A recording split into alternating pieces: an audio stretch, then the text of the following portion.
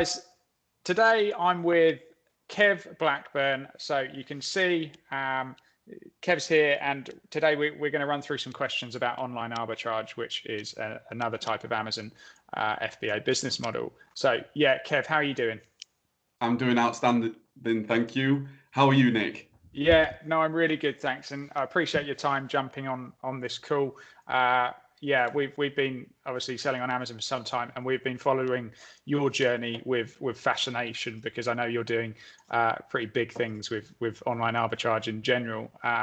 Yeah, so I'm going to run through a couple of questions for you, and yeah, hopefully that's going to bring a load of value to our audience that are interested in growing Amazon businesses. Yeah, sounds amazing. Yeah, awesome. So I'll just start things off with the first question. Kev, when did you first learn about Amazon FBA and the online arbitrage business model that you follow? Yeah, great question. So this is actually going back to 2015. I started in the May/June of 2015 when I was an electrical engineer. That's what I trained to become. And I found myself in this career where I was working all day, every day. Because I was an engineer at that point, I'd be out on call, middle of the night. I had a young family at the time. My daughter was only 6 months at the time. So Wow. I really thought to myself that this isn't actually what I thought life was going to be about, like go to work all day, every day. Yeah. So that made me start to think about like online business, selling products. And at the time, I had just watched The Apprentice from Lord Alan Sugar. Yeah. And one of the episodes, funny enough, was all about buying and selling. It was start with £500 and who can make the most money. And that really was the first plant in my mind, because planting the seed in my mind, because at that point there I thought, that's really interesting. Like, can you go to a secondhand shop? Can you go to any store and sell products for more money? Like that wasn't even in my mindset at the time. I Yeah. just thought that that's not a reality. So that was the first sort of introduction to it. Then I went to a secondhand shop called Sue Ryder. Sue Ryder is just a secondhand shop here. I bought Yeah. like some porcelain birds, and I ended up purchasing them for about 75 pence, and I ended up selling them for like £10 and £11. Awesome. But the issue was it was on eBay. It was on eBay, not Amazon. Yeah. And being at work, I made those sales through eBay, which made me think, wow, if I can sell one thing, I could sell like 10 things. And if I can sell 10 things, I can sell like 100 things, and so on. So, but the problem was I obviously had to package the item and ship it to the customer. And at that point there, it was introduced to me with fulfillment by Amazon Yeah. themselves. And I Got thought you. to myself, this is exactly the opportunity that I'm looking for. And then I went out to the Tesco Direct at the time. I bought myself some Scully dolls, some Yeah. Monsters Inc. Scully dolls. I purchased them, sent them off to Amazon, and I made roughly about 50% return on investment on those Awesome. items, which confirmed to me that this business model works. I went I went absolutely all in.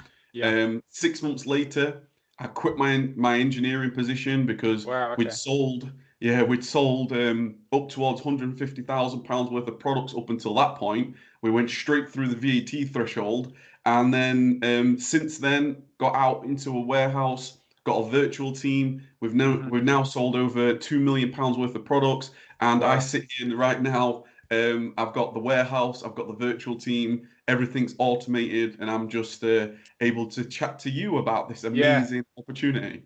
Yeah. No, I really appreciate that, Kevin. And so those first few products that you actually sort of went out and bought and sold on Amazon, the first ones, did you have a way of maybe finding out what you might be able to resell them for on Amazon? Were you using an app, or did you just check to see how listings were performing? Because I know probably since then things have scaled up and you're using all types of different software.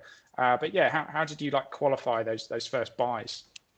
Yeah, so at the time there wasn't like we've got so many tools available now, but Yeah. at the time there was only like the tools like there was Keeper still then. There was Yep. also like Camel still then as well. And myself and a couple of guys that are friends are here, we Yeah. were trying to figure out what is the criteria we're looking at to select a product, because that's ultimately what this is about. It's not about guessing. We specifically select products as per a criteria. So we were trying to come up with what that criteria is. Yeah. Like, we need to know the sales rank. We need to know what's the price been doing, Hmm. and that came through some sort of trial and error. Those first like few weeks while we're trying to figure out what the criteria is. But Yeah. once we'd got some sort of pattern that like how many times is it sold in the last month? Can we check camel, camel, camel? Can we check keeper? Is Amazon on the listing? What's the price been doing? All these Hmm. different things. At that point there, we came up with a criteria to minimize that risk of it not selling. And as soon as it sold once and twice and three times, I mean, I was all in straight away. Like I was Yeah. absolutely all in. Definitely. I was sourcing all day, every day, Yeah. trying to find as many products as I possibly could. Hmm. I ended up in the first month, I ended up selling something around about £6,000 worth of products within 30 days. So Yeah. I was all in straight Wow. away. So that's Yeah. pretty much how I started. Yeah, no, that's. I mean, as guys, some of you will know, we've got two Amazon accounts. We're mainly a private label seller, and that's where we've surpassed over seven figures in sales.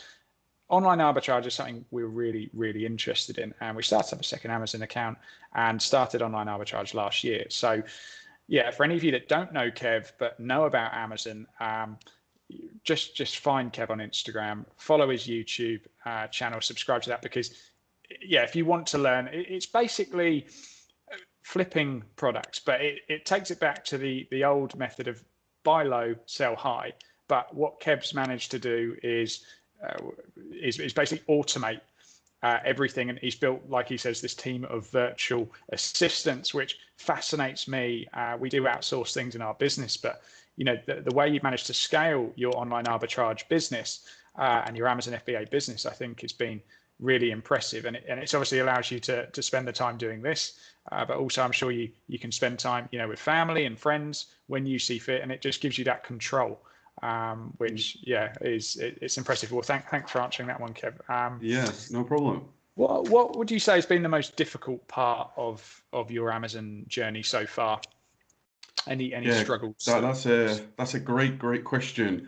The most difficult, I think it's about getting started. And at the time when anybody starts, like for me, I was working full time. I had a young family, and you're trying to juggle everything, right? It's hard work. Hard work starting a business, whether it's from scratch or you're just trying to make something of like this side hustle that you've got. Whether you, yeah for me, I always knew I wanted this to be like not a job replacement. I wanted to like a business out of this. I wanted yeah to quit my job and build this business. So at the start, when you're trying to learn how the business model works, like, okay, we're going to go to retail stores, we're going to try finding products, exactly the same products, but we're purchasing them at a low price and selling them at a high price. And then it's a case of trying to, how can you leverage as much time as possible in the limited time that you've got? So for me, I was working a good 12 hours a day as an engineer, and with a 6 month year old, like time is really, really scarce. So yeah I I bet immediately knew, right, if I've only got like 3 hours a day, 4 hours a day, 5 hours a day, because I was like doing nothing else but coming home as soon as the family went to bed. I was up from yeah 10 p.m. till 3 a.m. Like I just yeah didn't sleep. I halved my hours in sleep. But I recognized that if I've only got those amount of time, you need to yeah leverage as much as possible. You yeah need to think of a way, how can you get more work done in the same time? And that yeah was my first introduction into the idea of using virtual assistants. I yeah discovered that you got to, one of the best things I say to everybody as advice, I always say like, become aware of where you're spending your time. Like write down all the tasks that you do every day and Mhm. write down how long those tasks are taking. And that's all I did. I recognized that I was trying to source, like I was spending 3 4 hours a day trying to source, and I thought to myself, I need to speed this up. Yeah So that came, I went down the road of trying to find tools to speed it up, whether that is the Chrome plugins, just trying to speed up the processing.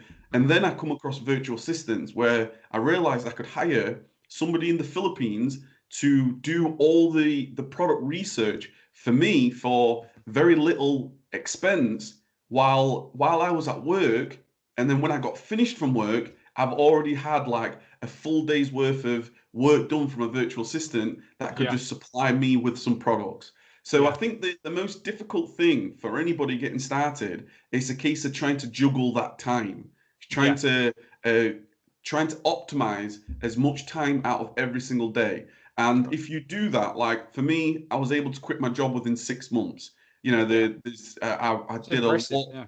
Yeah, I did a lot of work in that time, myself and my partner, and it took a lot of hard graft and sacrifice, just like everybody can appreciate. Yeah. But it's a case of trying to juggle that time in between, and that Yeah. comes from knowing where you're most effective. Yeah. Like for me, I recognize that why I don't want to be in front of a computer sourcing 4 hours a day because my time is better spent somewhere else. Yeah. Like Definitely. if somebody can find the products, well, maybe I just purchase the products. Do you see what I Yeah. mean? Yeah. Um, and Definitely. And if it's, yeah. sorry, go on. No, it's just, it's amazing to hear, how you explain the whole process because, and I think obviously one of your biggest struggles at the start was, your time and the sacrifice you had to put aside. But I think you're right. If people documented actually what they're spending their day-to-day time on, maybe if you're spending a little bit less time, there's 2 hours every evening where maybe people might be wanting to watch Netflix or play FIFA or whatever they like doing. Which I'm not saying you shouldn't do, but if you really have these ambitions to go and work for yourself and start your own business, well, you can start there. You've got to work with the time you've got, and maybe, like you say, actually documenting what you're doing with your time. I surprised myself, a few years back when I sort of started thinking the same. Wow, I'm actually spending all this time doing things that just aren't productive, and Mm. if I want to get to where I'm going, well, I need to change the way I'm looking at all of that. So yeah, no, Absolutely. I mean, one example is when I was at work, every dinner time I'd be there with a newspaper, a cup of tea, and biscuits. yeah, And that was 45 minutes that I was spending every day, like that was not going to grow my business. So yeah, every day, as soon as I had that light switch moment where I was like, do you know what, I'm all in this. mhm, I immediately packed in. I didn't get the newspapers anymore. I was working every dinner time. I'd go home to work, and it yeah, was an extra half an hour at home, but I found that time, and it allowed me to start purchasing at the mhm, dinner times, which allowed me to just extract the maximum from each day. yeah.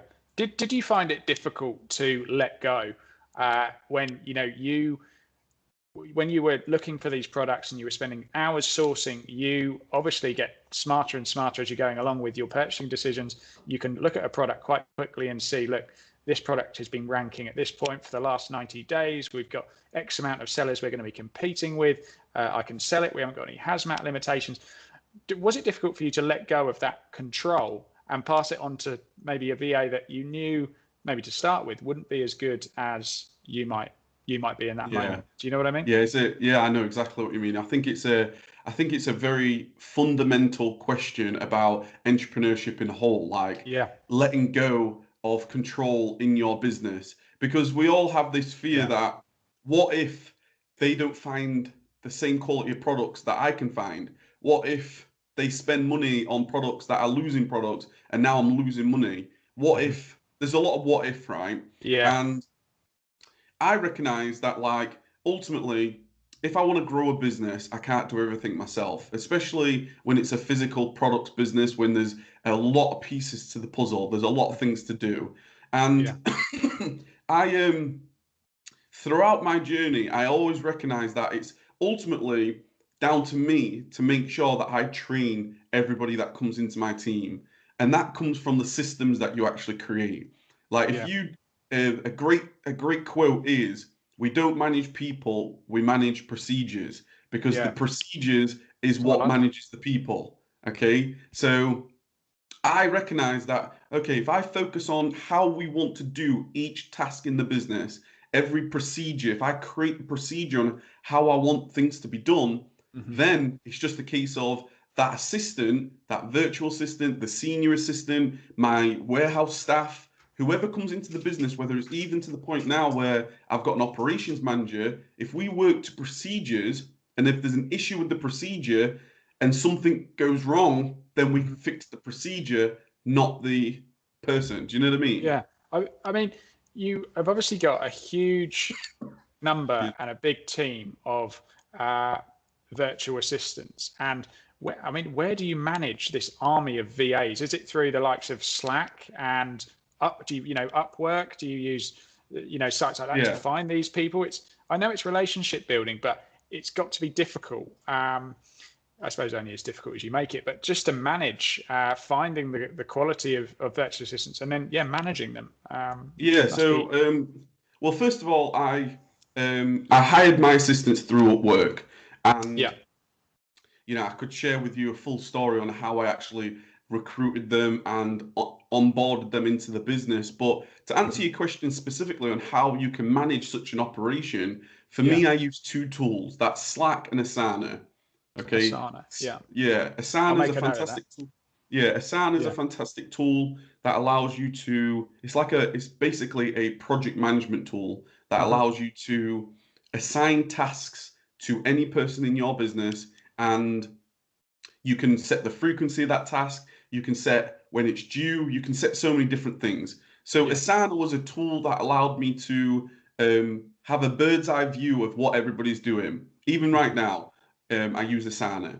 But then, Slack is then a communications tool that allows you to set up private channels where you've got some members in some channels and other members in other channels, right? So I've now got channels for warehouse, purchasing, sourcing team, admin, tactical arbitrage. There's so many different channels that you can set up where you can then manage your operations very, very clearly, instead of, like, for example, just using, I don't know, email, where it's just so confusing and so bulky. Like, now you're using like Slack and Asana. Asana, once you set Asana up, like, you could do like a task that's on a frequency of like every 2 weeks or every Monday or whatever it is, then you're not thinking about what each member of the team has to do. It's already there. So now I can go onto Asana and I can simply see what tasks are due today, what tasks are out of date, like they've not been done, what tasks are in the future. You can start doing planning, what's coming up next week. I use Slack from every person in my team has what I call, or what they call, key performance indicators. And KPIs, key performance indicators, KPIs, are a simple management tool that allows you to see whether a task or whatever it is in the business, an operation in the business, is healthy or not, right? So the most basic KPI is, what are you selling today?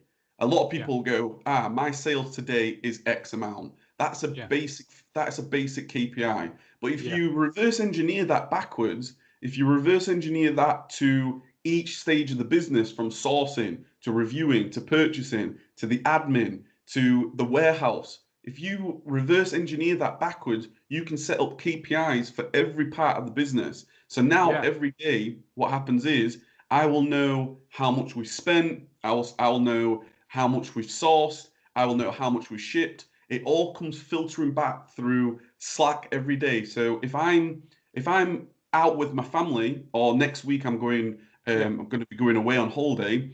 Lovely. If I'm away, I just get a simple report sent to me, and I can see whether we've had instantly a good day, a bad day, if I need to ask the right question.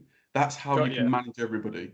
That's amazing. So I suppose, to set your KPIs across, the different areas of your business, are you sort of needing to set target levels? So like you say, for sourcing, you might have a sourcing team in one of your Slack channels. I'm just trying to give myself a practical example.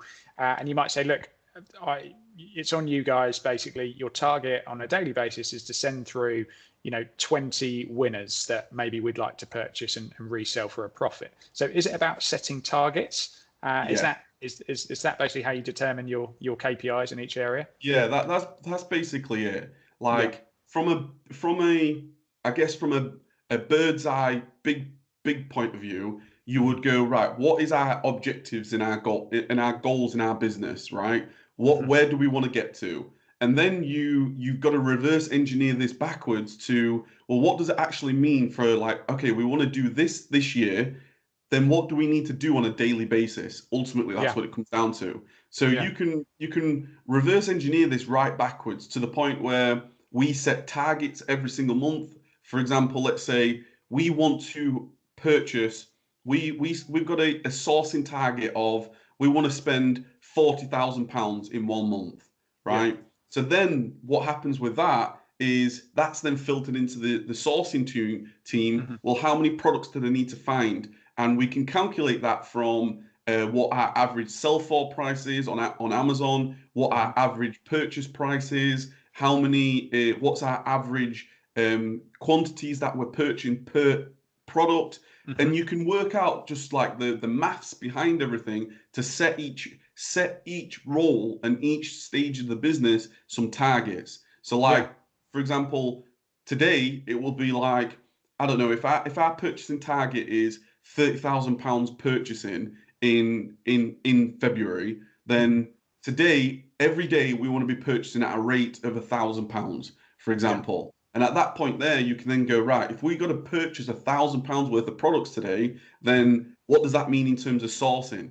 Who's Then we've got a full team of sources. So people are sourcing toys and games and kitchen and home and groceries and health and beauty and electronics, and Hmm. then you can really break this apart. So I think I guess the biggest advice I've got for anybody, Hmm. because it can be quite overwhelming to do this, right? So you're Yeah. building a big business. Um, the biggest advice that I've got is try to see your business, instead of just seeing it as like the business, try Hmm. to split that business up into multiple stages if you can. Hmm. Okay. And I recognize that very, very early with online arbitrage. Like ultimately, it comes down to purchasing. So you're purchasing products and then shipping products, right? Yeah. You're shipping products to Amazon to make those sales.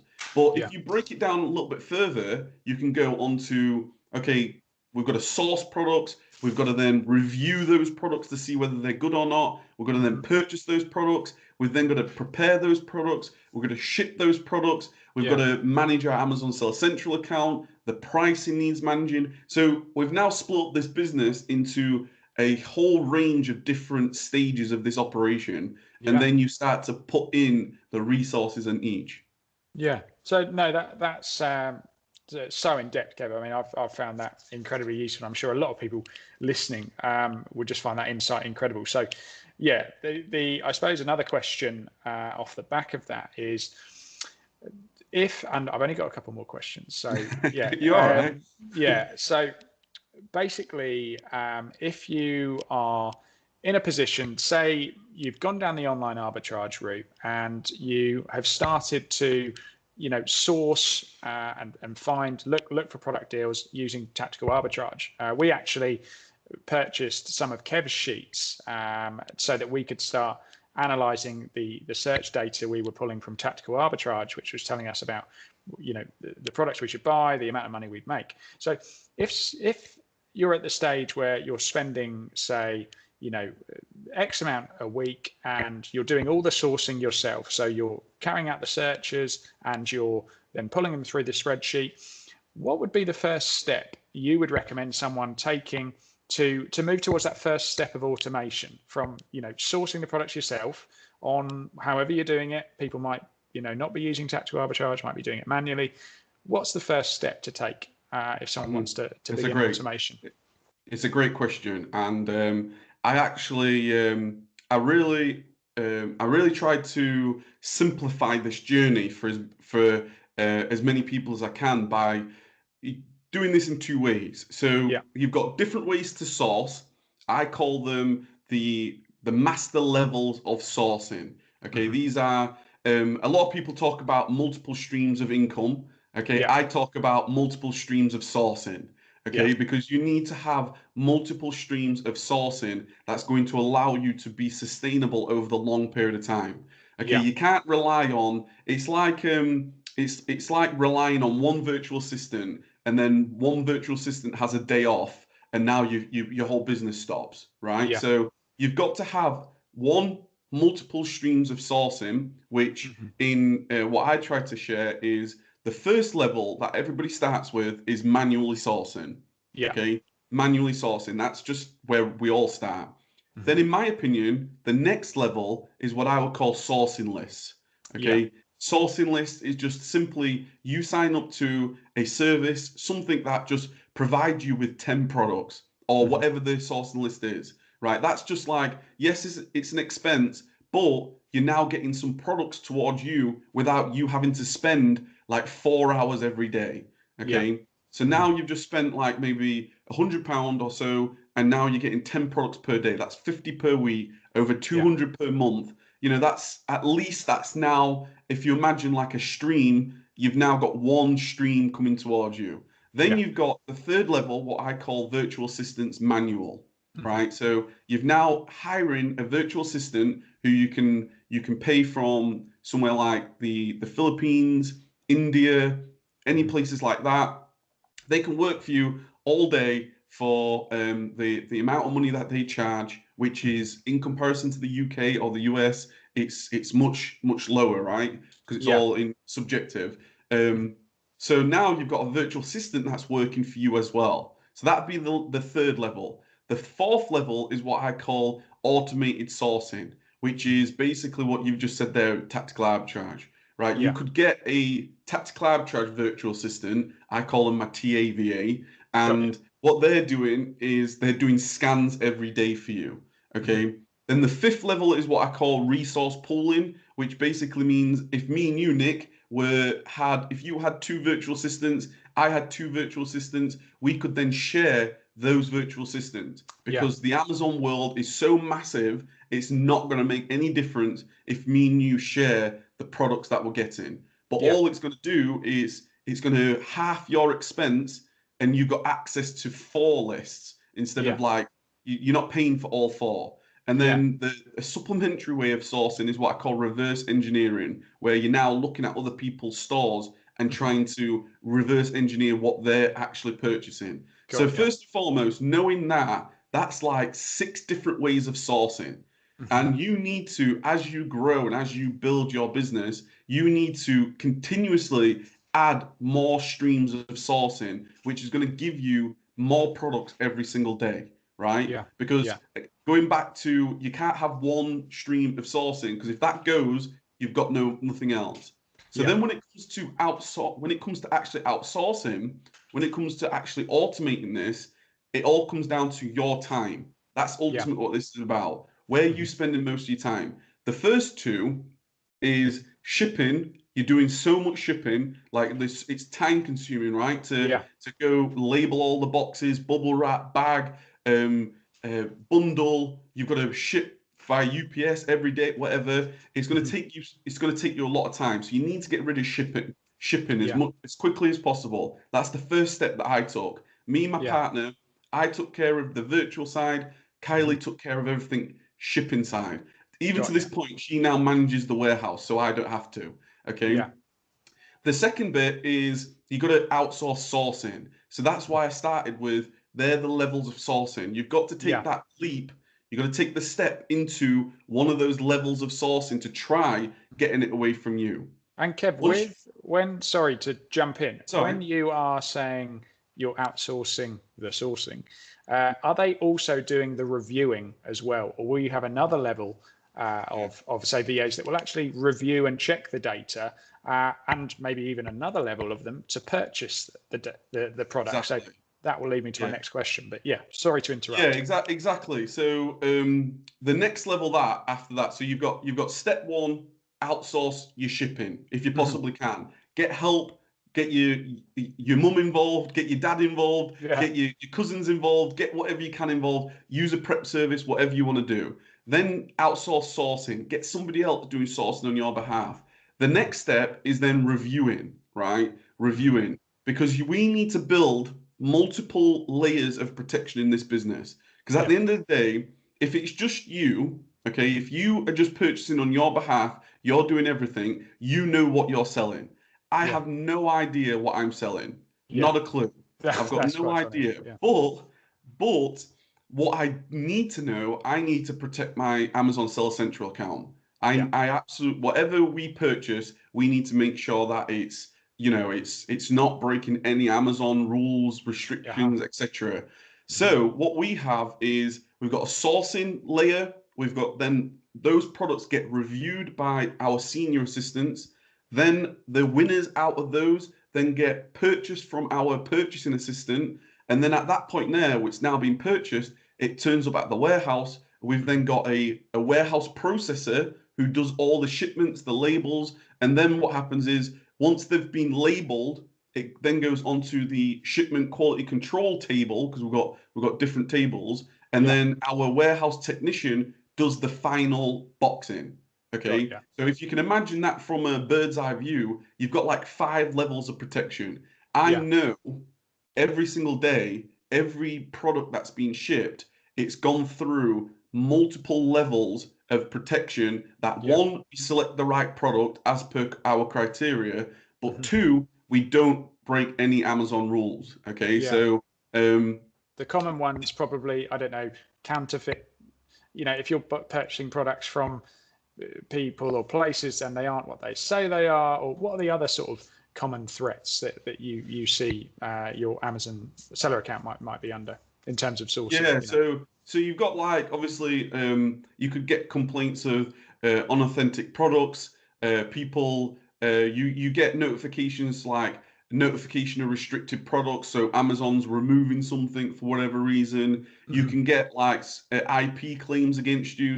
Somebody will say that you're not allowed to sell that, or you're not actually verified to sell that, or whatever. There's many things that can happen, but all you have to do, if once you're out of the business, you know, once the system is working without you, you as the business owner, you just need to make sure you've got systems in place to protect you against as much as you can. Like Amazon are always changing. They may just say something's now restricted, but you've already purchased it. So, you know, things like that happen. But it's just a case of then controlling that and knowing that, okay, let's have a restricted item list, so we're not going to sell that anymore. So no, I love that.